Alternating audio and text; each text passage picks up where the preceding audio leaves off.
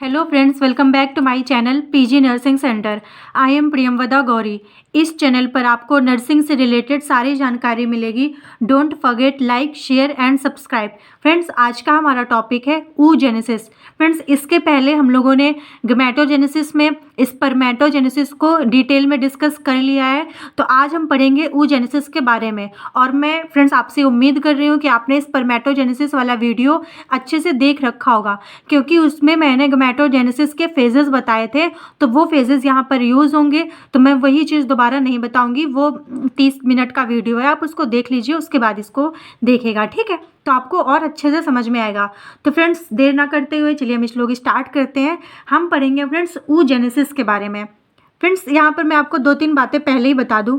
देखिए, जो oogenesis है ये थोड़ा सा कॉम्प्लेक्स है। मतलब ये स्पर्मेटोजेनेसिस के तरीके बिल्कुल सिंपल नहीं है कि नॉर्मली सब कुछ अकॉर्डिंग टू फेज होता गया और स्पर्म बन गया। oogenesis थोड़ा सा कॉम्प्लिकेटेड है, तो पेशेंस के साथ समझिएगा। और मैं गारंटी देती हूँ कि आप वीडियो में लास्ट तक बने रहे, आपको अच्छे से समझ में आ जाएगा, ठीक है? और अगर नहीं आता है तो फ्रेंड्स वीडियो को दोबारा देखें। अगर फिर भी नहीं समझ में आता तो मुझे कमेंट करें। जो भी पार्ट आपको नहीं समझ में आएगा उसका मैं शॉर्ट वीडियो बना करके दोबारा अपलोड भी कर दूंगी, ठीक है? बस आपको समझ में आना चाहिए, ठीक है? चलिए फ्रेंड्स, स्टार्ट करते हैं। oogenesis, formation of ova in the ovary is known as oogenesis, ठीक है? ओवा का फॉर्मेशन oogenesis कहलाता है, ठीक है? अब oogenesis जो है, देखिए फ्रेंड्स यहाँ पे समझ लीजिएगा। जो मेल होते हैं, मेल में स्पर्मेटोजेनेसिस आफ्टर प्यूबर्टी स्टार्ट होती है। मतलब कि 13 साल के बाद, जब 13 साल का कोई लड़का हो गया है तब उसकी स्पर्मेटोजेनेसिस, स्पर्म बनने की प्रक्रिया स्टार्ट होती है। लेकिन फीमेल में कुछ अलग कहानी होती है। फीमेल में जो oogenesis है, जब वो फीमेल अपनी मदर के, सपोज दैट ये उसकी मदर है, ये मदर का पेट है, जब वो मदर के पेट में होती है तभी से उसका oogenesis का प्रोसेस स्टार्ट हो जाता है, ठीक है? तो जो अभी मैं कहानी स्टार्ट कर रही हूँ वो अभी पेट से स्टार्ट कर रही हूँ। धीरे धीरे हम लोग पेट के बाहर निकलेंगे, ठीक है? तो ध्यान से समझिएगा। कोई भी कंफ्यूजन आया तो वीडियो को थोड़ा सा बैक करके फिर से रिवाइंड करके देखिएगा, ठीक है? आपको इस लाइन का मतलब समझ में आ गया? Start at the embryonic period. जब ये जो ये है, ये एम्ब्रॉय है, एम्ब्रियोनिक पीरियड में ही oogenesis स्टार्ट हो जाता है। अब देखते हैं आगे क्या क्या लिखा हुआ। मैं एक एक वर्ड को समझाऊंगी, ठीक है? फ्रेंड्स, अभी नोट्स की आप चिंता मत कीजिएगा, मैं इसके सारे नोट्स लेकर के आई हूँ। पहले आप वीडियो को समझ लीजिए। जब आपको स्टेप बाय स्टेप समझ में आ जाएगा तो आप नोट्स अपने मन से भी बना लेंगे। और मैं लाई हूँ नोट्स, आप अच्छे से नोट्स बना लीजिएगा। फोकस कीजिए, आपको oogenesis समझ में आ जाए, ठीक है? अब सपोज दैट यहाँ पर एक वुमेन को लेते हैं। वुमेन का नाम सपोज दैट सीमा है, ठीक है? ये सीमा है। सीमा को हुई प्रेगनेंसी का फर्स्ट ट्राइमेस्टर। अब फर्स्ट ट्राइमेस्टर क्या होता है? देखिए फ्रेंड्स, जो प्रेगनेंसी होती है वो 9 महीने की होती है। तो जो 9 महीने होते हैं उनको हम 3-3 महीने लेकर के चलते हैं, ठीक है? 3-3-3 6 3-9, ठीक है? इसको बोलते हैं फर्स्ट ट्राइमेस्टर, इसको बोलते हैं सेकेंड ट्राइमेस्टर, इसको बोलते हैं थर्ड ट्राइमेस्टर, ठीक है? तो अब यहाँ पर बात किस चीज़ की हो रही है? फर्स्ट ट्राइमेस्टर की। तो प्रेगनेंसी के फर्स्ट ट्राइमेस्टर में, मतलब कि अभी बस फीटस का डेवलपमेंट स्टार्ट हुआ है, तभी ही जो पेट के अंदर जो एम्ब्रॉय है उसके अंदर oogenesis स्टार्ट हो जाता है। अब यहाँ से ध्यान से समझिए, ये है ओवरी, ठीक है? ओवरी में क्या हो रहा है? ये ओवरी के लेयर है जर्माइनल एपिथेलियम, ठीक है? ये फ्रेंड्स मैंने रिप्रोडक्टिव सिस्टम में अच्छे से समझाया है। ओवरी के बारे में आप वहाँ से पढ़ लीजिएगा, ठीक है? उसके आगे मैं बता रही हूँ। ये जर्मिनल एपिथेलियम है, इसके अंदर ढेर सारे उगोनियम है। अब ये उगोनियम कहाँ से आए? ये जो जर्मिनल एपिथेलियम है, ये जर्मिनल एपिथेलियम जो जर्माइनल मदर सेल है, मदर सेल में हुआ माइटोसिस। मदर सेल में हुआ माइटोसिस। माइटोसिस का मतलब होता है इक्वेशनल डिवीजन। फ्रेंड्स, इसके पहले वाले वीडियो में गमेटोजेनेसिस में मैंने अच्छे से समझा दिया है, ठीक है? तो आप अच्छे से समझ लीजिएगा तब करिएगा, ठीक है?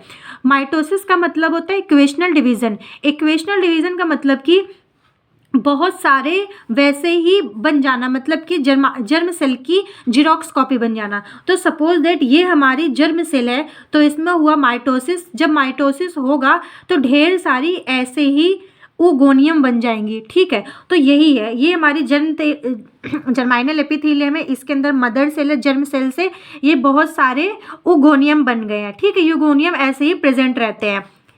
ओगोनियम को स्टेम सेल्स भी बोलते हैं और ये किसके द्वारा बने हैं? By mitosis. माइटोसिस मैंने समझा दिया है, और अगर डिटेल में समझना हो तो आप प्रीवियस वीडियो देख लीजिएगा। ठीक है, बिफोर बर्थ क्या होता है, अब पूरी कहानी समझिएगा। ठीक है, जन्म से पहले, ये फर्स्ट ट्राइमेस्टर की बात थी, अब धीरे धीरे जन्म से पहले क्या हो रहा है कि ये जो हमारी ओवरी है ये ढेर सारे ओगोनियम पड़े हुए हैं। ठीक है, अब देखिए फीमेल में क्या होता है, ये जो ओवा है इनको लगता है कि हम अभी ही अपना oogenesis कर दें, मतलब अभी ही हम अपना एग रिलीज कर दें। अभी खुद मदर के पेट के अंदर है, लेकिन इनको तब भी चैन नहीं है, इनको बस है मैं जल्दी से जल्दी बड़ी हो जाऊं, मैं जल्दी से जल्दी एग बनाने लगूं। इनको बस यही है, इनकी ज़िंदगी का मकसद है। अभी पेट के अंदर खुद अपनी मम्मी के अंदर, अभी ये जो सीमा थी, सीमा के अंदर है ये बच्चा, लेकिन अभी भी इसको ये है कि मैं जल्दी से जल्दी एग बना दूं। ठीक है, खुद एग के फॉर्म में है। ठीक है, तो यहाँ पे क्या हुआ, ये जो ढेर सारे ओगोनियम है ये बनने लगते हैं बड़े, मतलब ये अपने आप को प्राइमरी oocyte में कन्वर्ट करने लगते हैं। प्राइमरी oocyte क्या होता है, जब यही ओगोनियम ढेर सारा अगल बगल वालों का, जो ये ओगोनिया है अगल बगल वालों का न्यूट्रिशन ले करके अपने आप को प्राइमरी oocyte बना लेता है। ठीक है, तो प्राइमरी oocyte जैसे यहाँ पे देख लीजिए, यहाँ पे मैंने ब्रैकेट में लिखा भी हुआ है, मैं फिर अच्छे समझाऊंगी। ये हमारी जर्म सेल हो गई जिसको मदर सेल बोला जाता है। मदर सेल में हुआ माइटोसिस, माइटोसिस में ढेर सारे ओगोनियम आ गए, ये अनलिमिटेड होते हैं। ठीक है, ओगोनियम आ गए। अब ये ओगोनियम में कोई एक ओगोनियम, ये यहाँ पे ओगोनिया आया, इसमें हुआ माइटोसिस। ठीक है, सॉरी माइटोसिस नहीं हुआ, इसमें कुछ भी नहीं हुआ। ठीक है, ये बस बड़ी हुई है, ये अपने दो, ये जो इसके भाई बहन है इनके हिस्से का भी न्यूट्रिशन लेकर के बस बड़ी हो गई है। ठीक है, अब ये जब बड़ी हो गई है तो इसको बोला गया प्राइमरी oocyte। तो यही जो ओगोनियम है, यही ओगोनिया जब बड़ी हो गई, इसको बोला गया प्राइमरी oocyte। ठीक है, जब प्राइमरी oocyte हुआ है, सोचिए अभी खुद अंदर है लेकिन तब भी संतोष नहीं है, धड़ाधड़ बड़ी होने को है उसको। जब ओगोनियम हुआ है, जब प्राइमरी oocyte बन गया है, तो प्राइमरी oocyte बनने के बाद इसमें होता है मियोसिस 1। आपको पता होगा, मैंने आपको बता रखा है, meiosis 1 is a reductional division. ठीक है, तो अभी ये प्राइमरी oocyte बन रहा होता है, ये मियोसिस 1 कंप्लीट करने वाली ही होती है। ठीक है, तभी ये अरेस्ट हो जाती है। अब अरेस्ट, ये क्या हो गया, अरेस्ट का मतलब है कि सोचिए खुद अभी ये एग है, एग के अंदर ही एग का फर्टिलाइजेशन, मतलब एग के अंदर ही एग का oogenesis स्टार्ट हो गया है। आप समझ रहे हैं ना, ये अभी खुद एक बच्ची है, बच्ची के मतलब बच्ची बनी भी नहीं है, उसके अंदर जा कर के एग मेच्योर होने लगे हैं, तो ये उसके अंदर इतनी कैपेबिलिटी नहीं होती है। सोचिए, तो यहीं पे अरेस्ट हो जाती है। और किस स्टेज पर अरेस्ट होती है? प्रोफेज 1। मियोसिस की जो मियोसिस फर्स्ट के अंदर ही बहुत सारी फेजेस आती हैं, तो जो मियोसिस के अंदर वाली जो फेज है, मियोसिस फर्स्ट की जो फेज है प्रोफेज 1 की, डिप्लो 3 स्टेज में ये अरेस्ट हो जाती है। एक सेकेंड मैं आपको फिर से बताती हूँ। जो ओगोनिया है, ओगोनिया अगल बगल का न्यूट्रिशन ले करके प्राइमरी oocyte बनती है। प्राइमरी oocyte सोचती है मैं अपना मियोसिस 1 कर लूँ। ठीक है, लेकिन वो मियोसिस 1 प्रॉपरली कर नहीं पाती है और उसी अवस्था में वो अरेस्ट हो जाती है। अरेस्ट का मतलब कि वहीं पर वो ब्लॉक हो गई, और वो कौन सी अवस्था में ब्लॉक होती है? प्रोफेज 1 डिप्लोटीन स्टेज पर। ठीक है, अरेस्ट हो जाती है।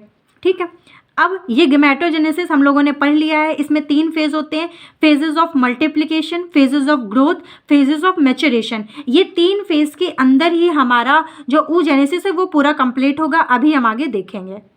यहाँ पर ओगोनियम बना, ओगोनियम यहाँ पर आकर के प्राइमरी oocyte बन गया। अगर नॉर्मल कंडीशन होती, अगर ये अरेस्ट ना होती, तो मियोसिस 1 होता, मियोसिस 2 होता, और नॉर्मली जो हम लोगों ने स्पर्मेटोजोआ में पढ़ा था कि स्पर्मेटिड्स बन जाते हैं। लेकिन अभी तो यहाँ पर ये आकर के अरेस्ट हो गई है। ठीक है, मियोसिस 1 से पहले ही अरेस्ट हो गई है, तो अभी इसका आगे का प्रोसेस नहीं होगा। तो अब हम आगे देखते हैं कि आगे क्या कहानी चलती है। अब देखिए, अब यहाँ पर देखिए, ये हमारी ओवरी है। ठीक है, ये ओवरी है, और ये कब की बात हो रही है? कहानी में अभी बिफोर बर्थ ही चल रहा है। ठीक है, अभी बच्ची का बर्थ नहीं हुआ है। ठीक है, अब यहाँ पर ये जो oocyte है, प्राइमरी oocyte, अभी हम जो लोगों ने पढ़ा है कि जो ओगोनियम है, ये ओगोनियम आकर के प्राइमरी oocyte बना है। अब क्या होता है, ये प्राइमरी oocyte बन गई है, अब ये अकेले रहती है, तो ये ओवरी के और जो सेल्स रहती हैं उनको अपने पास बुला लेती है, आओ बहन मेरे पास आओ, आओ बहन मेरे पास आओ, तो अपने चारों तरफ उनको इकट्ठा कर लेती है। इनको बोलते हैं ग्रैनुलोसा सेल। क्या बोलते हैं? Granulosa cell.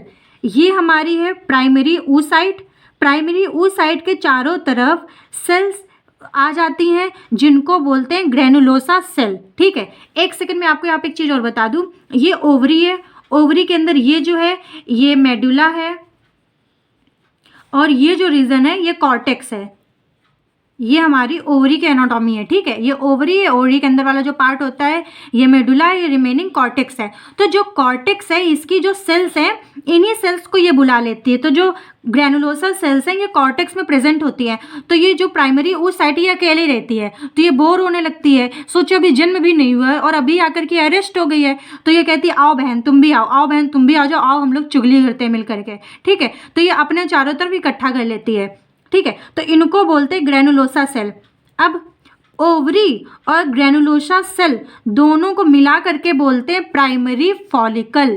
क्या बोलते हैं? मेरे साथ बोलिए, प्राइमरी फॉलिकल। कंफ्यूज बिल्कुल नहीं होना, दोबारा देख लेना लेकिन कंफ्यूज नहीं होना। ये है प्राइमरी oocyte, ये है ग्रैनुलोसा सेल, दोनों के कॉम्बिनेशन फॉर्म को बोलते हैं प्राइमरी फॉलिकल। यहाँ पे क्या लिखा है? यहाँ पे वही कहानी लिखी है जो अभी हम लोगों ने पिछले पन्ने पर पढ़ी है। प्रोफेज फर्स्ट की डिप्लोटीन अवस्था में ये पड़ा रहता है प्राइमरी oocyte। ठीक है, अब इतना समझ गए। एट फीटस स्टेज मतलब कि अभी ये फीटस ही है, अभी ये पेट के अंदर ही है। Number of primary follicle is millions, मतलब कि ढेर सारे प्राइमरी मतलब जितने भी ओगोनियम रहते हैं ना सबको जल्दी रहती है, नहीं हम प्राइमरी साइट बनेंगे, नहीं हम प्राइमरी साइट बनेंगे, तो सब प्राइमरी साइट बन जाते हैं। ओगोनियम बचता ही नहीं है, ये जितने ओगोनियम है ना ये सब प्राइमरी साइट बन जाएंगे, मतलब प्राइमरी oocyte, सॉरी ये सब प्राइमरी oocyte बन जाए, प्राइमरी oocyte नहीं प्राइमरी फॉलिकल। ठीक है, ये सारे प्राइमरी फॉलिकल बन जाएंगे। ठीक है, क्या बन जाएंगे? Primary follicle. इसमें कोई भी ओगोनियम नहीं बचेगा, ओगोनियम को तुरंत लगेगा मैं प्राइमरी फॉलिकल बन जाऊंगा। ठीक है, ये प्राइमरी फॉलिकल, प्राइमरी फॉलिकल। तो at foetus stage number of primary follicles, यहाँ पे लिख दूं मैं, number of primary follicles is millions, मतलब यहाँ पर ये मिलियन में होते हैं। ठीक है, उसके बाद अब लेकिन एक बात बताओ, क्या केवल ये बनते ही रहेंगे? आपको क्या लगता है क्या केवल बनते ही रहेंगे? दुनिया का क्या वसूल है, जो बना है वो बिगड़ेगा। तो कुछ बनते हैं और कुछ बिगड़ते रहते हैं। तो continuous death of primary follicle, primary follicle बन भी तो रहे हैं लेकिन अब ये बन जाएंगे तो उसके बाद तो अरेस्ट हो जा रहे हैं, तो इनमें से कुछ घटते भी रहते हैं, उनको डेथ होती रहती है। तो continuous death of primary follicle is known as atresia. आपसे कोई पूछे एट्रेसिया क्या होता है, तो प्राइमरी फॉलिकल जब उनकी डेथ हो जाती है तो उस प्रोसेस को बोलते हैं atresia. Death follicle is known as, अभी जितने भी फॉलिकल्स हैं ये जब डेथ हो गई है, death follicle is known as atretic follicle. Atretic follicle क्या है? वो फॉलिकल जो जिसकी डेथ हो गई है वो है एट्रेसिक फॉलिकल। अब सोचिए यहाँ पर मिलियंस में थे, अब एट्रेसिक फॉलिकल की कंडीशन के बाद आफ्टर बर्थ जब एक बच्ची का, एक लड़की का जब जन्म होता है, number of primary follicle is 60K to 80K, के का मतलब होता है 1000, 60,000 से 80,000 बचते हैं। ये क्या कहानी है? एक बात बताइए, ढेर सारे जितने ओगोनिया थे सबको जल्दी थी, सब प्राइमरी फॉलिकल बन गए। प्राइमरी फॉलिकल बनने में ये सारे मिलियंस में थे, लेकिन मिलियंस में थे अब अरेस्ट थे, अब इन्हीं में कंटिन्यूअसली डेथ होती रही, डेथ होती रही, डेथ होते होते सोचिए जो चीज़ मिलियन में है वो 60,000 80,000 तक बची है। तो जब बच्ची का जन्म होता है तो उसके जो कहते नहीं कि एग, जो उसके एग बने होते हैं, अभी ये मेच्योर एग नहीं है, बस हम जनरल वे में बात कर रहे हैं, जो उसके एग बच्चे होते हैं वो 60,000 से 80,000 बच्चे होते हैं। इतनी कहानी आपको समझ में आ गई? अब रुक जाइए आप। हो गया बच्ची का जन्म, ठीक है, बर्थ हो गया। किसका बर्थ हुआ? सीमा की जो बेटी थी ना उसका बर्थ हुआ, किसी को बताना नहीं। ठीक है, अब बर्थ हो गया। टिल 30 ईयर्स, जब तक प्यूबर्टी नहीं आती, 13 साल तक जनरली प्यूबर्टी आ जाती है। ठीक है, तब तक ये जो फॉलिकल्स हैं प्राइमरी फॉलिकल ये ऐसे ही पड़े रहते हैं, ऐसे ही पड़े रहते हैं। प्यूबर्टी जब आती है तो जो हमारा हाइपोथैलेमस होता है, हाइपोथैलेमस को पता चलता है, हाइपोथैलेमस को पता चलता है कि अरे 13 साल हो गए, प्यूबर्टी आ गई बच्ची को, तो वो GnRH रिलीज करता है। GnRH गोनाडोट्रोपिन रिलीजिंग हार्मोन, ये जाता है पिट्यूटरी के पास। ये पिट्यूटरी को स्टिमुलेट करता है कि चलो पिट्यूटरी उठो, प्यूबर्टी आ गई है, अब तुम्हें अपने काम पर लग जाना है। तो ये दो हार्मोन रिलीज करती है, FSH LH, follicle stimulating hormone, luteinizing hormone. ठीक है, अब क्या होता है, अब ये प्राइमरी फॉलिकल तक है। आफ्टर प्यूबर्टी, यहाँ पे मैं प्यूबर्टी लिख देती हूँ, आफ्टर प्यूबर्टी तक बस ये इतने रहेंगे प्राइमरी फॉलिकल। यहाँ पे लिखा भी हुआ, फर्जी में लिख दिया, कोई बात नहीं। जब FSH आता है, FSH आ करके जब ओवरी पर रिएक्ट करता है, मतलब उसको स्टिमुलेट करता है, जो प्राइमरी फॉलिकल को स्टिमुलेट करता है, तो वो चेंज हो जाता है सेकेंडरी फॉलिकल में। अब ये सेकेंडरी फॉलिकल क्या है, सेकेंडरी फॉलिकल क्या है, अब देखिए ये हमारा प्राइमरी oocyte है। अभी हमको पता है ना, ये हमारा प्राइमरी oocyte है जो जन्म के पहले से ही बना बैठा है। इसके चारों तरफ ग्रैनुलोसा सेल है जो चुगली करने के लिए आ गई थी प्राइमरी फॉलिकल तक। लेकिन सेकेंडरी फॉलिकल में क्या होता है, जो लेयर है ग्रैनुलोसा सेल की, ये ज़्यादा हो जाती है, ये 3 से 4 लेयर हो जाती है ग्रैनुलोसा सेल की, और उसके ऊपर ये एक और लेयर फॉर्म होने लगती है जिसको बोलते हैं थीका सेल। आई होप कि आपको समझ में आ गया होगा। प्राइमरी फॉलिकल से सेकेंडरी फॉलिकल में क्या क्या चेंजेस होते हैं, oocyte तो सेम ही रहता है, बस जो ग्रैनुलोसा सेल की लेयर है वो ज़्यादा हो जाती है और एक बाहर और लेयर आ जाती है थीका सेल्स की। ठीक है, यहाँ पे यही लिखा है, ये प्राइमरी साइट है, ये ब्लू वाली थीका सेल्स हैं और रेड वाली मल्टीप्लिकेशन ये मल्टीप्लिकेशन काट दीजिए, multi layer of granulosa cell. ठीक है, ये ढेर सारी multi layer of granulosa cell है। तो आपको ये भी कहानी समझ में आ गई कि टिल प्यूबर्टी आई तो FSH आया। FSH क्या है, फॉलिकल स्टिमुलेटिंग हार्मोन, तो ये जाएगा प्राइमरी फॉलिकल के पास, इसको स्टिमुलेट करेगा कि चलो अब चलो अरेस्ट जो हुए थे, अब उसके आगे का काम करो, प्रोसेस जारी रखो, मतलब प्रोसेस करो। तो ये सेकेंडरी फॉलिकल में बदलेगा। सेकेंडरी फॉलिकल में क्या क्या चेंजमेंट होंगे, वो जो ग्रैनुलोसा सेल है, ग्रैनुलोसा लेयर ज़्यादा हो जाएगी और थीका सेल्स का फॉर्मेशन हो जाएगा। यहाँ पर आप दो चीज़ देखिएगा, मैंने एक तरफ लिखा है फॉलिकोजेनेसिस, एक तरफ लिखा है oogenesis। फॉलिकोजेनेसिस का मतलब होता है फॉलिकल्स का बनना, oogenesis का मतलब होता है ओवा का बनना। ठीक है, ये दोनों चीज़ें साथ में चलेंगी। ठीक है, क्योंकि आपने देखा होगा कि पहले प्राइमरी oocyte के आगे जब ग्रैनुलोसा सेल आ जाते हैं तो उसको प्राइमरी फॉलिकल बोला जाता है। तो हम इसलिए इन दोनों चीज़ को साथ में लेकर के चलेंगे, तो समझिएगा। जो ओवा मदर सेल है, यहाँ पे मैं बता दूं, ये जो ओवा मदर सेल है, ओवा मदर सेल में माइटोसिस हुआ था, ये पिछली कहानी हम अपनी सुना रहे हैं। तो उगोनियम बने थे ढेर सारे, उगोनियम में एक उगोनियम मैच्योर होकर के oocyte प्राइमरी oocyte बनी थी, फिर प्राइमरी oocyte ये अरेस्ट हो गई थी, जब ये पेट में थी तभी अरेस्ट हो गई थी। उसके बाद आई मतलब बच्चे का बर्थ हो गया, बच्चे का जब बर्थ हो गया तो उसके बाद आई प्यूबर्टी आई, तो हाइपोथैलेमस से GnRH FSH RH नहीं, सॉरी फ्रेंड्स, क्या लिख दिया मैंने, LH, FSH और LH। ठीक है, ये हुआ, इनका वो स्टिमुलेशन हुआ, मतलब ये रिलीज हुए, तो प्यूबर्टी आई। प्यूबर्टी में क्या हुआ, मियोसिस 1 कंप्लीट हुआ। ठीक है, under the influence of FSH and LH। ठीक है, अब इधर की कहानी देख लेते हैं। इतना समझ में आ गया, इतना तो हम समझा ही चुके हैं। इधर क्या होगा, जो हमारा प्राइमरी oocyte था वो कन्वर्ट हो गया प्राइमरी फॉलिकल में। प्राइमरी फॉलिकल क्या होता है, बीच में प्राइमरी oocyte होता है, ऊपर ग्रैनुलोसा सेल होते हैं, इसको पूरे को बोलते हैं प्राइमरी फॉलिकल, ये हम बता चुके हैं। उसके बाद ये बनता है सेकेंडरी फॉलिकल, ये सेकेंडरी फॉलिकल आफ्टर प्यूबर्टी बनता है। ठीक है, ऐसे नहीं बनेगा, बस प्राइमरी फॉलिकल पड़े रहते हैं, आफ्टर प्यूबर्टी सेकेंडरी फॉलिकल बनता है। सेकेंडरी फॉलिकल भी अभी मैंने पीछे बताया। सेकेंडरी फॉलिकल क्या होते हैं, इसमें मोर ग्रैनुलोसा सेल्स होती है, मतलब मोर ग्रैनुलोसा लेयर होती है, हम बता चुके हैं। और थीका सेल अपीयरेंस, मतलब कि थीका सेल दिखने लगती है। लेकिन जो बीच में होता है वो प्राइमरी oocyte ही होता है।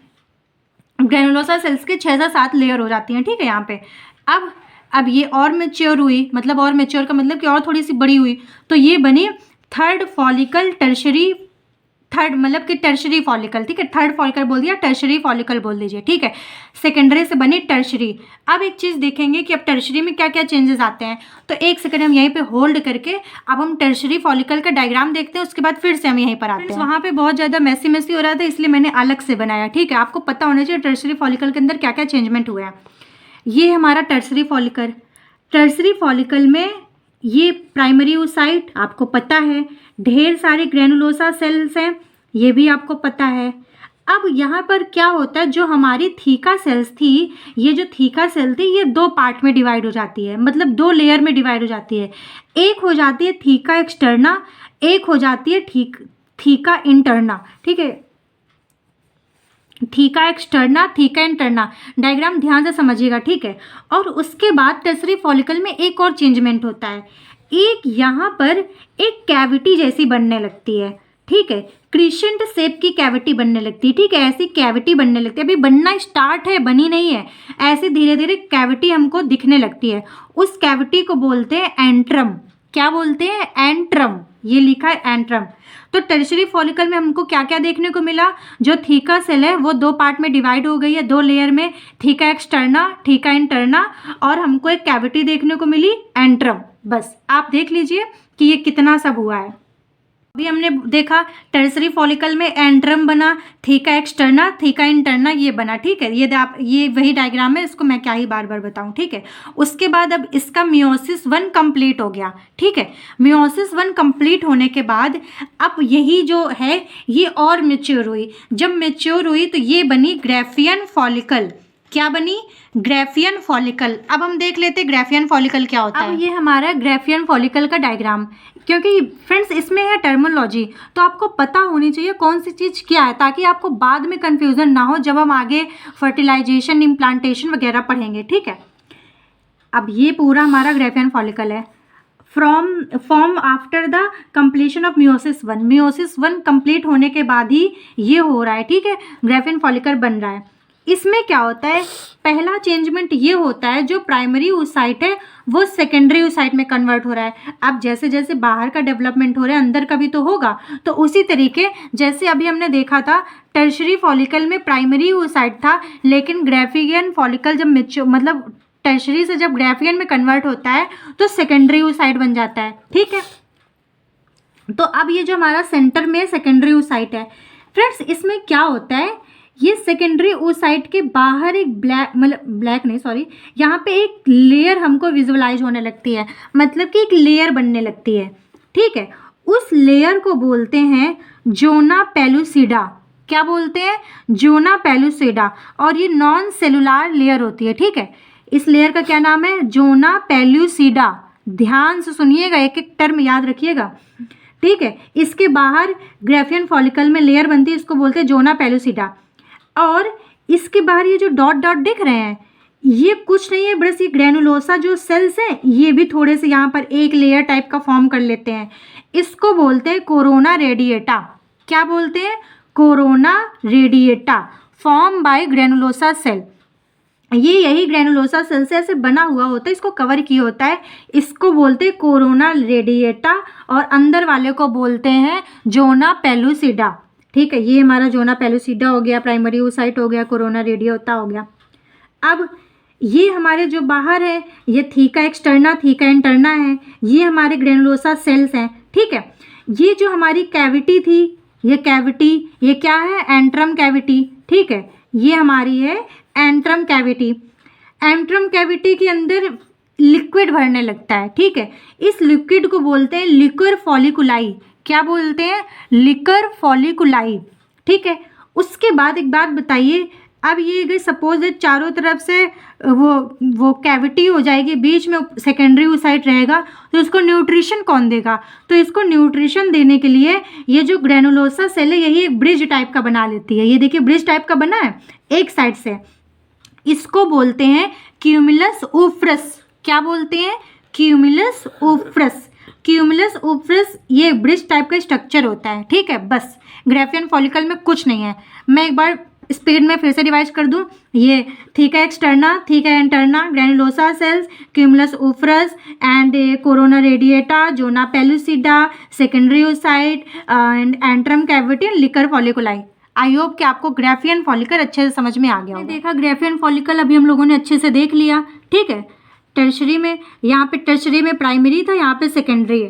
ठीक है। अब जब ग्रेफियन फॉलिकल है ये और मेच्योर होता है, उसके बाद ये मतलब ये मेच्योर ही है, ठीक है, और मेच्योर नहीं होगा। ग्रेफियन फॉलिकल जो है ये रप्चर हो जाता है। जब ये रप्चर हो जाता है ग्रेफियन फॉलिकल, रप्चर के यहाँ वस्ट के हैं, रप्चर हो जाएगा तो उसके बाद जो ये सेकेंडरी oocyte है ये तो बाहर निकल जाएगा, ठीक है। ग्रेफियन फॉलिकल इसको लिए हुए होता है तो ये बाहर निकल जाएगा, और जो रिमेनिंग सेल मेम्ब्रेन है is known as corpus luteum. क्या है? Corpus luteum. मतलब कि जब ग्रेफियन फॉलिकल रप्चर हो जाएगा तो ऐसा टाइप का बनेगा, ऐसा टाइप का बचेगा, और जो सेकेंडरी oocyte है वो ऐसे बाहर चला जाएगा, तो ये बचे हुए को बोलते हैं कॉर्पस ल्यूटियम, ठीक है। अब secondary oocyte releases and go to the fallopian tube. ये जो सेकेंडरी oocyte है ये रिलीज हो जाता है यहाँ से, ग्रेफियन फॉलिकल रप्चर हो गई तो सेकेंडरी oocyte यहाँ से निकल जाएगा और ओवेरियन फंबरी के थ्रू ये फेलोपियन ट्यूब में चला जाएगा, ठीक है। इतनी कहानी आपको समझ में आ गई। अब हम देख लेते हैं इधर oogenesis, सेम है बस लैंग्वेज डिफरेंट है। यहाँ पे प्यूबर्टी आई थी, उसके बाद मियोसिस फर्स्ट कंप्लीट हुआ under the influence of FSH और LH, उसके बाद मियोसिस 1 हुआ, कंप्लीट इन प्यूबर्टी हुआ, सेकेंडरी oocyte बना। सेकेंडरी oocyte में अब फ्रेंड्स क्या होता है, सेकेंडरी oocyte में जब मियोसिस फर्स्ट जब यहाँ पर हुआ था तो ये मियोसिस 1 जो होता है ये रिडक्शनल डिवीजन है, ये हम लोगों को पता है, meiosis 1 is a reductional division. तो ये जो 2n था ये सिंगल एन में वो होने लगता है, सिंगल एन में ये जो है हेप्लॉइड सेल हो जाती है, डिवाइड हो जाता है। तो सिंगल सेल जब सिंगल एन में डिवाइड होता है तो इसमें एक बड़ा होता है एक छोटा होता है, ठीक है। ऐसा क्यों? ऐसा इसलिए कि देखिए जो oogenesis है ना वो बहुत पहले से स्टार्ट हो गया, बहुत पहले से स्टार्ट हो गया, धीरे धीरे कहीं रुक रहा है, कहीं चल रहा है, कहीं रुक रहा है, कहीं अरेस्ट हो रहा है। उसके बाद आते आते ना तो इसलिए इसको इतना ज़्यादा मतलब प्रॉपरली इतना हेल्दी नहीं रहते कि दोनों को ये बिल्कुल इक्वल वो कर सके। तो एक को तो ये हेल्दी निकाल देता है, लेकिन मतलब अंदर जो क्रोमोसोम है वो सेम रहते हैं, लेकिन बस थोड़ा साइज डिफरेंट हो जाता है। ये नॉर्मल साइज का रहता है, ये थोड़ा छोटा रहता है। इसको बोलते हैं फर्स्ट पोलार बॉडी। क्या बोलते हैं? First polar body. और इसको आप ऐसे मतलब ये नाम मात्र का रहता है और ये समय के साथ अपने आप ही डिजेनरेट हो जाता है। आप इसको यहीं से भूल जाइए, ठीक है। अब आता है, अब इसमें मियोसिस सेकंड होता है। मियोसिस सेकंड स्टार्ट तो होगा कि हाँ चलो मैं फिर से हो रहा हूँ, लेकिन फिर से ये अरेस्ट हो जाएगा। आप कहोगे इसमें क्या ही हो रहा है, कुछ अच्छे से खुल के हो ही नहीं पा रहा है। तो फ्रेंड्स oogenesis इसीलिए कॉम्प्लेक्स है, इसमें बना लेकिन मियोसिस सेकंड स्टार्ट हुआ लेकिन फिर से ये अरेस्ट हो गया, फिर से अरेस्ट हो जाएगा। कौन से फेज पर? मेटाफेज 2 पर ये अरेस्ट हो जाएगा, ठीक है। बस आप इसको यहीं से रोक दीजिए। उसके आगे की कहानी, जो सेकेंडरी oocyte हमारा फेलोपियन ट्यूब में आया था ये अभी अरेस्टेड फॉर्म में है। आपको पता है ये जो सेकेंडरी oocyte फेलोपियन ट्यूब में आ रहा है ये मियोसिस सेकंड की अरेस्टेड फॉर्म में, ठीक है। अब ये आएगा हमारे एम्पुलरी पार्ट में आएगा। आपको पता होगा फेलोपियन ट्यूब में एम्पुला भी होता है, एम्पुलर पार्ट होता है, वहाँ पर आकर के रुकेगा। या तो यहाँ पे दो चीज़ें होंगी, या तो फर्टिलाइजेशन होगा या तो नॉन फर्टिलाइजेशन होगा। फर्टिलाइजेशन का मतलब कि अगर इसको स्पर्म मिल जाएगा तो ये फर्टिलाइज हो जाएगा, और अगर इसको स्पर्म नहीं मिलेगा तो ये नॉट फर्टिलाइज्ड हो करके मेंस्ट्रुअल साइकिल के थ्रू हमारी बॉडी से एग्जिट कर लेगा, हमारे बॉडी से चला जाएगा। अब ये तो चलो चला गया, लेकिन अगर फर्टिलाइज हुआ तो आगे फिर से कहानी शुरू होगी। जब ये फर्टिलाइज होगा तो जो हमारा सेकेंडरी oocyte है वो मिलेगा स्पर्म से, तभी तो फर्टिलाइज होगा, कॉमन सी बात है। स्पर्म से मिला तो ये हुआ फर्टिलाइज, मतलब कि फिर जब ये स्पर्म से मिलता है तब जाकर के इसका मियोसिस सेकंड कंप्लीट होता है। आप समझ रहे हैं? जब ये स्पर्म से मिला तब इसका मियोसिस सेकंड कंप्लीट हुआ। जब इसका मियोसिस सेकंड कंप्लीट हुआ तब इसके दो meiosis second is equational division, तो यहाँ पे 2 होंगे। अब यहाँ पर क्या होगा?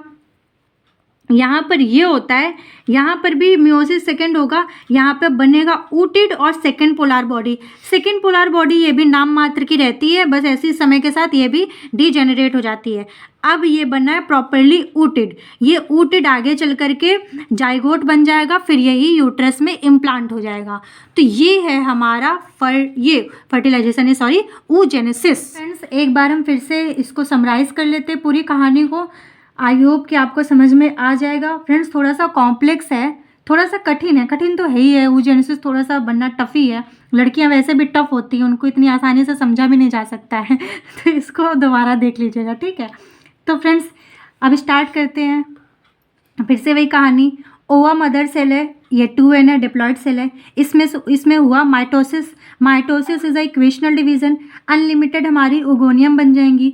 उगोनियम में कोई एक उगोनिया होगी जो सबका न्यूट्रिशन लेकर के बड़ी हो जाएगी, इसको बोलेंगे प्राइमरी oocyte। ये बिफोर बर्थ हो रहा है, ध्यान रखिएगा, लड़कियां बहुत पहले से ही काम करना शुरू कर देती हैं, ठीक है। ये प्राइमरी oocyte हो गया। प्राइमरी oocyte में हुआ मियोसिस 1। मियोसिस 1 करना चाह रही थी लेकिन कर नहीं पाई तो अरेस्ट हो गई। अरेस्ट हो गई, किस फेज में अरेस्ट हुई? प्रोफेज फर्स्ट की डिप्लोटिन अवस्था में अरेस्ट हो गई, ठीक है। बस उसके बाद क्या हुआ? उसका जन्म हुआ। जन्म के समय 60 से 80 हज़ार तक उसके प्राइमरी oocyte या प्राइमरी फॉलिकल बचे थे। आई प्यूबर्टी आई। प्यूबर्टी आने के बाद मियोसिस फर्स्ट कंप्लीट हुआ, जो अरेस्टेड था वो कंप्लीट हुआ। जब वो कंप्लीट हुआ तो उसमें यहाँ पर सेकेंडरी oocyte बना, ठीक है। ये under the influence of FSH and LH secondary oocyte बनना। और फर्स्ट पोलर बॉडी, यहाँ पे फर्स्ट लिख लीजिए, ठीक है, क्योंकि 2 पोलर बॉडी बनती है ना, तो ये फर्स्ट पोलर बॉडी और सेकेंडरी oocyte, ठीक है। सेकेंडरी oocyte बना, ये मैं आपको बहुत डिटेल में समझा चुकी हूँ, तो इसमें एक बार समराइज कर रही हूँ ताकि आप अच्छे से लिख सकें, ठीक है। सेकेंडरी oocyte बना। अब जो सेकेंडरी oocyte है, सेकेंडरी oocyte ये पहुंचा फेलोपियन ट्यूब में, इसी को ओवुलेशन फेज भी बोलते हैं, ठीक है। ये पहुंचा कहाँ पर? फेलोपियन ट्यूब में। फेलोपियन ट्यूब में 2 कंडीशन होगी, या तो फर्टिलाइज होगा या तो नॉन फर्टिलाइज होगा। नॉन फर्टिलाइज वाला देख लेते हैं। जब नॉन फर्टिलाइज होगा तो मेंस्ट्रुअल ब्लीडिंग के थ्रू वो हमारी बॉडी से एग्जिट हो जाएगा। अगर फर्टिलाइज होगा तो जो स्पर्म है वो आएगा, और ये जो हमारा सेकेंडरी oocyte था ये भी तो हमारा अरेस्ट हो गया था। मियोसिस सेकंड करना चाह रहा था लेकिन सेकंड कर नहीं पाया था, तो यहाँ पे जो हमारा मियोसिस सेकंड है ये भी कंप्लीट हो जाएगा। स्पर्म मिलेगा तो मियोसिस सेकंड कंप्लीट हो जाएगा। जब मियोसिस सेकंड कंप्लीट होगा तो फिर से हमारा इक्वेशनल डिवीज़न होगा, क्योंकि मियोसिस सेकंड में इक्वेशनल डिवीज़न होता है। तो फिर ये NN हो जाएंगे, ठीक है। NN हो गए तो ये सेकेंड पोलर बॉडी बना, सेकेंड पोलर बॉडी बना और ऊटिड बना, ठीक है। ऊटिड और सेकेंड पोलर बॉडी, जो सेकेंड पोलर बॉडी है ये समय के साथ डिजेनरेट हो जाएगी, और ऊटिड है ये तो ऊटिड बन ही गया, और ऊटिड आगे चल करके जाइगोट बनेगा, फिर एम्ब्रायो बनेगा, उसके बाद फिर ये इम्प्लांट हो जाएगा। बस इतनी थी हमारी कहानी। अभी हमने लोगों ने oogenesis अच्छे से पढ़ लिया है, पूरा डिटेल में पढ़ लिया है, ठीक है। अब हम इसका थ्योरी पढ़ लेते हैं ताकि आप अच्छे से नोट्स बना लें। फ्रेंड्स देखिए, मैं केवल रीड करूँगी क्योंकि मैंने आपको बहुत अच्छे से समझा दिया है, ठीक है। जहाँ जरूरत होगी मैं समझाऊंगी भी, ठीक है। बस आप अब इसके नोट्स बना लीजिएगा। इट रिफर्स टू oogenesis क्या होता है? It refers to as the formation and development of ovum. Ovum का formation and development is called oogenesis. It takes place in the germinal epithelium of ovary under the influence of FSH.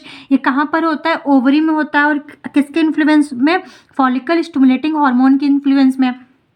फिर it begins प्रीनेटली। प्रीनेटली का मतलब कि जो oogenesis है ये जन्म से पहले ही स्टार्ट हो जाता है, ठीक है। It begins prenatally and phase of multiplication and growth are completed before birth. जो 2 फेज हैं हमारे, मल्टीप्लिकेशन वाला फेज और ग्रोथ वाला फेज, ये जन्म के पहले ही कंप्लीट हो जाता है, और फिर उसके बाद वो अरेस्ट हो जाता है। फिर it is only the phase of maturation that takes place after birth. लड़कियों में क्या होता है? जो फेज ऑफ मेच्योरेशन है ये सिर्फ आफ्टर बर्थ होता है, बाकी जो 2 फेज है, phase of growth and multiplication, ये जन्म से पहले ही हो जाते हैं, ठीक है। अब हम देख लेते हैं phase of multiplication. Ovum mother cell divide repeatedly in the germinal epithelium to produce diploid oogonia of the same size. जो ओवम मदर सेल है वो माइटोसिस के थ्रू ढेर सारे डिप्लॉयड ओगोनिया बनाने लगती है, ठीक है। डिप्लॉयड ओगोनिया मैंने बता रखा है 2n होते हैं, ठीक है। उसके बाद आ जाता है phase of growth. Phase of growth में क्या होता है? Oogonia get enlarge. Phase of growth में जो ओगोनिया है वो इनलार्ज हो जाता है, enter into prophase 1 of the meiotic division, और ये मियोटिक डिवीजन में एंटर करता है to be transferred into primary oocyte। किस में ट्रांसफर होने के लिए? Primary oocyte, which is also diploid but relatively bigger in size. ये बस कुछ नहीं है, इसमें यही है कि जो ओगोनियम है वो इनलार्ज हो जाता है, सबका न्यूट्रिशन लेकर के बड़ा होकर के प्राइमरी oocyte बन के बैठ जाता है। नेक्स्ट फेज है फेज ऑफ मेच्योरेशन, मतलब meiosis 1। Meiosis 1 is also known as reductional phase. इसमें क्या होता है? Primary oocyte divides meiotically through to produce single haploid same sized functional secondary oocyte and single haploid extremely small size non functional first polar body, मतलब कि यही इसमें होता है, जो फर्स्ट पोलार बॉडी है वो बनती है, ठीक है। It is the longest phase of oogenesis, ये सबसे लॉन्गेस्ट फेज होता है oogenesis में, ये लॉन्गेस्ट फेज माना जाता है, ठीक है। नेक्स्ट है इक्वेशनल फेज और मियोसिस सेकेंड में क्या होता है, this phase takes place only after the entry of sperm. देखिए अभी मैंने बोला तो जो मियोसिस सेकेंड है ना, वो स्पर्म की एंट्री के बाद ही कंप्लीट होता है, वही लिखा हुआ है कि ये जो मियोसिस सेकेंड है, ये जब स्पर्म आ जाता है सेकेंडरी oocyte के बाद फैलोपियन ट्यूब में, तब मियोसिस सेकेंड कंप्लीट होता है, ठीक है। Secondary oocyte divide again to produce single same size functional ovum, जिसको ऊटेड बोलते हैं, and extremely small size non functional second polar body. मतलब कि जब मियोसिस सेकेंड होता है तो दो चीज़ें बनती हैं, एक ऊटेड बनता है जो आगे चल करके जाइगोट बनता है और मतलब कि वो बेबी बन जाता है अगर फर्टिलाइज्ड हो गया, और एक बनता है यहाँ पर बनेगी सेकेंड पोलार बॉडी, ठीक है। हम फिर से एक थ्योरी की उससे देखते हैं। In the beginning of oogenesis during embryonic period each ovary of a female fetus may show the presence of couple of million gametes mother cell oogonia। वही बात को रिपीट किया गया है कि बिफोर बर्थ एम्ब्रॉनिक पीरियड में ढेर सारे उगोनियम बनते हैं, ठीक है। They start division and inter into prophase 1, वो डिवीजन स्टार्ट करते हैं और प्रोफेज फर्स्ट की मतलब कि उसमें एंटर करते हैं। ट्रांसफर्ड इंटू प्राइमरी oocyte बनते हैं सबका न्यूट्रिशन लेने के बाद। Then they are temporary arrested, और प्राइमरी oocyte बनने के बाद टेम्परेरी अरेस्ट हो जाते हैं। फ्रेंड्स देखिए मैं एक ही चीज़ को 4 बार इसलिए बता रही हूँ ताकि आपको अच्छे से समझ में आ जाए, क्योंकि oogenesis बहुत ही इंपॉर्टेंट टॉपिक है और इसके अंदर बहुत सारी टर्मिनोलॉजी आई हैं। अगर ये आपको अच्छे से आएंगी तभी आप आगे फर्टिलाइजेशन, इम्प्लांटेशन ये अच्छे से पढ़ पाएंगे, ठीक है। नेक्स्ट है since large number of primary follicles are degenerated called atresia. ये मैं पहले ही बता चुकी हूँ कि जो प्राइमरी फॉलिकल है ये इनके डेथ होने लगती है जिसको एट्रेसिया बोलते हैं, और जो डीजेनरेटेड फॉलिकल्स हैं उनको एट्रेसिक फॉलिकल्स बोलते हैं, ठीक है, मतलब मरे हुए फॉलिकल्स, ठीक है।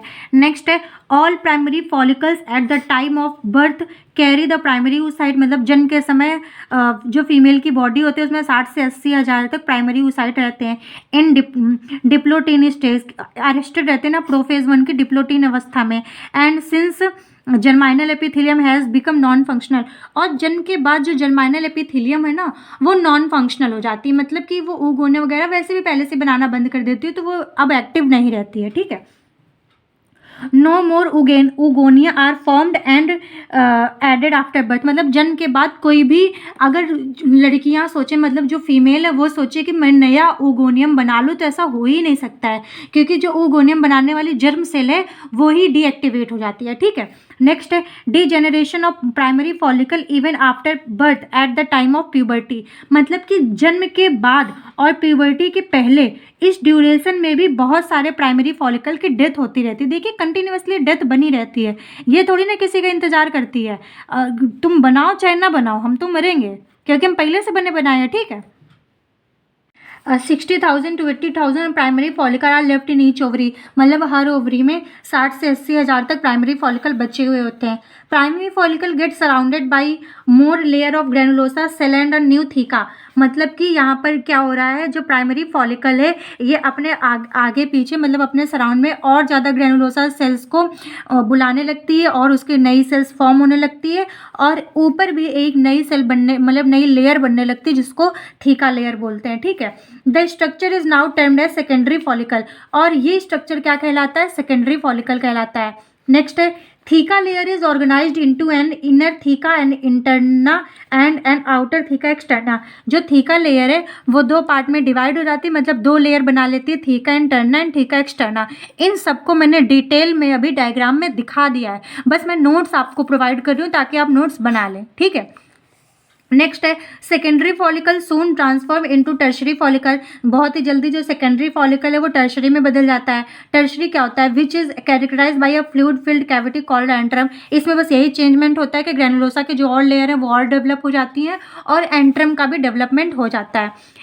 It is due to the fresh release of FSH। अब यहाँ पर क्या हो रहा है कि अब प्यूबर्टी भी आ चुकी है, तो ये किसकी इन्फ्लुएंस में हो रहा है, FSH का मतलब follicle stimulating hormone, that a single primary oocyte in the tertiary follicle of any of the two ovaries grows in size and undergoes first meiotic division to be transferred into second oocyte and first tiny polar body. मतलब यही हो रहा है कि इसमें जो दो ovary में हमारे जो एग्स हैं वो धीरे धीरे अपना मियोटिक डिवीज़न करते हैं और सेकेंडरी oocyte में कन्वर्ट होते हैं। और फ्रेंड्स यहाँ पे कंफ्यूज मत होइएगा, जहाँ पर सेकेंडरी फॉलिकल बोला जाए और सेकेंडरी oocyte बोला जाए उसको आप ध्यान से समझिएगा। अभी मैंने पहले बता दिया, ठीक है, इसलिए मैं दोबारा नहीं बता रही हूँ, ठीक है। तो सेकेंडरी यहाँ पर सेकेंडरी oocyte बन रहा है, सेकेंडरी oocyte बन रहा है मतलब क्या हुआ यहाँ पे, क्या हुआ यहाँ पे हमारा ग्राफियन फॉलिकल बन चुका है, ठीक है। नेक्स्ट है the whole tertiary follicle is now change to mature Graafian follicle. को मैंने पहले ही बता दिया है कि अब जो टर्शरी फॉलिकल है इसके अंदर सेकेंडरी oocyte का डेवलपमेंट हो गया है, तो इसको बोला जाने लगा ग्राफियन फॉलिकल। अब ग्राफियन फॉलिकल क्या है ये मैंने डायग्राम्स में बता दिया, तब मैं थ्योरी दे रही हूँ। It carries following structure cumulus oophorus. Cumulus oophorus का फ्रेंड दूसरा नाम होता है डिस्कस प्रोलिगरस, ठीक है। It is a cellular stalk-like structure that connect the secondary oocyte to germinal epithelium and is also known as small hill। मतलब कि ये small hill के नाम से भी जाना जाता है। मतलब एक वो नहीं रहता है ऐसे और ऐसे, इसके मिड में होता है जिसको कनेक्ट करता है, उसको बोलते हैं स्मॉल हिल। जैसे मैंने अभी पिछली डायग्राम में दिखा रखा था, ठीक है, ये स्मॉल हिल लाइक का लगता है, ठीक है, इसको बोलते हैं क्यूमुलस ओफरस। नेक्स्ट है थीका ग्रैनुलोसा, ठीक है। It is a double layer of theca interna and theca externa which is present around secondary oocyte called theca granulosa, ठीक है, ये वही लेयर है, ठीक है। The granulosa cell provide nutrition to the developing egg. जो एग डेवलप हो रहा होता है उसको जो न्यूट्रिशन प्रोवाइड करती है वो ग्रैनुलोसा सेल्स होती हैं। Granulosa cell also secrete hormone inhibin. जो ग्रैनुलोसा सेल्स हैं वो एक और हार्मोन को भी रिलीज करती है जिसको बोलते हैं इनहिबिन। बात करते हैं सेकेंडरी oocyte की। It is a haploid immature egg which remains in metaphase second stage till the entry of sperm। मतलब ये वही सेकेंडरी फॉलिकल है जो वो ग्राफियन फॉलिकल से निकल करके अभी फेलोपियन ट्यूब में ट्रैवल कर रहा है और ये कहाँ पर मेटाफेज सेकंड में ये अरेस्टेड है। अभी इसका मियोसिस सेकंड कंप्लीट नहीं हुआ है। मियोसिस सेकंड कब कंप्लीट होगा? After the entry of sperm, ठीक है, मतलब एंट्री के स्पर्म से नहीं, एंट्री मतलब स्पर्म जब इसके पास आ जाएगा, इसके अंदर इन्वेट करेगा तब। नेक्स्ट है it is covered over by corona radiata. जो सेकेंडरी oocyte है ये कोरोना रेडिएटा सेल से कवर रहता है which are cemented together by hyaluronic acid. यहाँ पे एसिड भी लिख लीजिएगा, हाइलोरिक एसिड। जो किसके मतलब वो कौन से एसिड से कनेक्ट रहती है? Hyaluronic acid and are continued with the cells of theca interna. और कहाँ पर कंटिन्यू करती है? मतलब थीका इंटरना से ही अटैच रहती है, ठीक है। नेक्स्ट है the cell of theca interna and corona radiata secrete steroid hormone oestrogen. जो कोरोना रेडिएटा है और थीका इंटरना है ये स्टेरॉयड हार्मोन को एस्ट्रोजन को रिलीज करती है, ठीक है। नेक्स्ट है secondary oocyte retain bulk of the nutrient rich cytoplasm. जो सेकेंडरी oocyte है इसके अंदर बहुत रिच मात्रा में साइटोप्लाज्म होता है, ठीक है। नेक्स्ट है the tertiary follicle further change into the mature Graafian और ग्राफियन फॉलिकल। ये वही हमारी पुरानी वाली बात आ गई, ठीक है, कि जो टर्शरी फॉलिकल था वो ग्राफियन फॉलिकल में चेंज हुआ था। The secondary oocyte form a new membrane called zona pellucida. जो सेकेंडरी oocyte है उसके ऊपर जोना पेलुसिडा होती है, फिर कोरोना रेडिएटा होती है। The Graafian follicle now rupture to release the secondary oocyte। अब ये जो सेकेंडरी oocyte है ये रप्चर होकर के हमारे वहाँ पर कहाँ पर हमारे फेलोपियन ट्यूब में पहुँच जाता है। यहाँ पर देख लेते हैं। नेक्स्ट है from the ovary by the process called ovulation. और ये मतलब कि किस प्रोसेस के थ्रू? यहाँ पर ओवुलेशन भी होता है, वो हम मेंस्ट्रुअल साइकिल में पढ़ेंगे। ओवुलेशन के थ्रू ये फेलोपियन ट्यूब में पहुँच जाता है। मतलब कि अभी हम लोगों ने जो यहाँ पर डिस्कस किया ये हम सेकेंडरी oocyte के बारे में बात कर रहे थे, ठीक है। ये यहाँ पर अभी ये वहाँ पर नहीं गया था फेलोपियन ट्यूब में, ठीक है। अभी ये जब ग्राफियन फॉलिकल के अंदर सेकेंडरी oocyte होता है ना, हम ये तब की बात कर रहे थे, ठीक है। ये बात ध्यान रखिएगा, ठीक है। ये है oogenesis। इसके बारे में हमने डिटेल में डिस्कस कर लिया। oogenesis कैसे बनता है, इसमें क्या क्या स्टेजेस होती हैं, कौन सी ऐसी स्टेज है जो बिफोर बर्थ होती है, आफ्टर बर्थ क्या होता है, आफ्टर प्यूबर्टी क्या होता है, इन सब के बारे में हम लोगों ने डिटेल में डिस्कस कर लिया है। फ्रेंड्स मुझे पता है कि कुछ ना कुछ अभी रह गया होगा, एक बार में समझ में नहीं आएगा, तो पहले आप वीडियो देखिए, उसके बाद नोट्स बनाइए। नोट्स बनाने के बाद फिर से एक बार अपने नोट्स के साथ मैच करते हुए वीडियो को देखिए, तब 100% श्योर आपको अच्छे से समझ में आ जाएगा, ठीक है। एंड फ्रेंड्स वीडियो अगर पसंद आया हो तो वीडियो को लाइक करें। एंड फ्रेंड्स मैं आपको एक बात और बता दूं, oogenesis देखने के पहले आप स्पर्मेटोजेनेसिस देख लीजिए, उसके बाद ही आपको oogenesis अच्छे से समझ में आएगा। ठीक है फ्रेंड्स, वीडियो पसंद आया तो वीडियो को लाइक कीजिए, कमेंट कीजिए, अपने दोस्तों के साथ शेयर कीजिए। Thank you so much for watching.